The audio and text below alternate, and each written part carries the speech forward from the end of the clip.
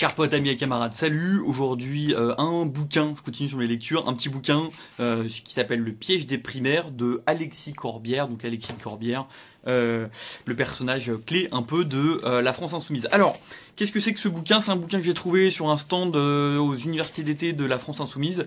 C'est un bouquin qui a été écrit pour parler du primaire, des primaires du PS de 2017, enfin celui pour élire le candidat de 2017. Donc c'est un bouquin qui est passé, qui a plus d'intérêt, voilà. Et c'est un peu un bouquin à charge contre les primaires du PS.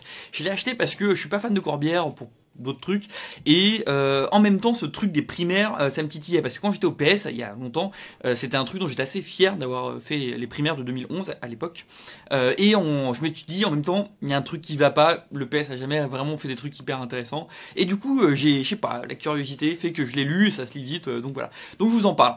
Alors évidemment, il y a des spoils dans le bouquin, je vais même mettre quelques petits graphiques si je peux. Et si vous voulez regarder la vidéo, bah lisez pas le bouquin. Voilà. Le premier truc que va dire Corbière, c'est que l'électorat qui va voter aux primaires en 2011 est un électorat bourgeois, très cultivé et qui n'est pas du tout populaire.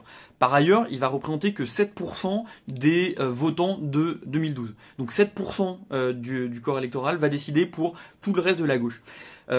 Ça pose des questions sur la démocratie, ça pose des questions sur la légitimité de ce truc-là. Pour moi, quelque chose d'assez intéressant. Deuxième chose sur laquelle il va attaquer sur les sondages. Il va s'étonner que des instituts de sondage qui n'ont jamais vu de primaire en France vont réussir à avoir des prévisions aussi justes, aussi fortes. Tout de suite, quand il y aura l'affaire Strauss-Kahn, ils vont placer François Hollande très très haut, jusqu'à 60% parfois, et étonnamment, les chiffres vont être autoréalisateurs. Voilà, il tacle un peu là-dessus. Truc plus intéressant, c'est qu'il va parler de l'international. Et ça, c'est hyper intéressant parce que on nous avait vendu les primaires en 2011 sur le modèle italien, modèle qui était censé avoir réussi. Et effectivement, la première primaire en Italie va être plutôt un succès, va marcher et va permettre de mettre la gauche en Italie pendant 20 mois au pouvoir.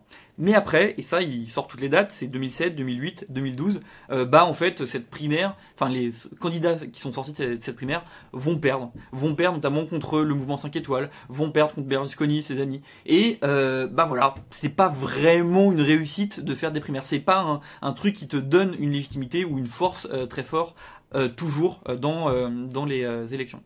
Il parle ensuite évidemment de l'argent, et ça c'est hyper intéressant. Il se rend compte que dans les primaires de 2011, les plus riches, c'est ceux qui ont gagné. Il montre le chiffre de François Hollande qui a sorti 300 000 euros et qui a été premier. C'était ensuite Martine Aubry qui a sorti 200 000 euros je crois et qui va être deuxième, etc. etc. Ça. Plus t'es riche, plus tu gagnes dans les primaires. Ça interroge.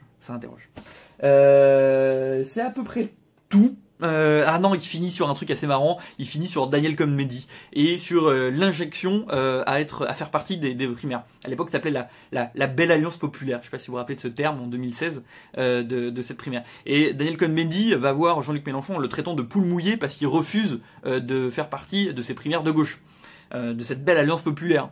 Et quelques mois après, Daniel Cohn-Bendit va dire qu'il hésite un peu à voter Juppé, puis finalement il va voter Macron. Donc voilà.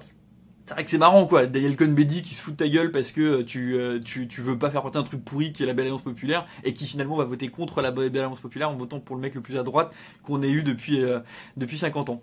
Voilà. En bilan, qu'est-ce qu'on peut dire? C'est un petit livre sympa qui se lit en 2 heures. Moi je l'ai lu dans le train au retour des amphis d'été à Toulouse. C'est pas le livre de l'année, clairement. Le lisez pas si vous avez vu cette vidéo parce qu'il y a tout dedans. Mais j'espère que ça vous aura quand même plu. Salut!